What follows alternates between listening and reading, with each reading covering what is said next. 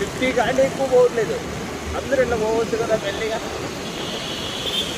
అందరూ మెల్లిగా పోతే బాగుంటుంది కదా, ఎవరు మెల్లిగా పోరు. ఫుల్ పబ్లిక్ ఉంటుంది.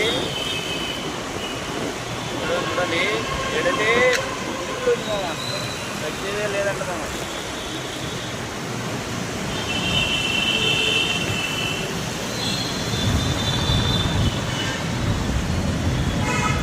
చూడండి బాగా పబ్లిక్ బాగుంది. చూడండి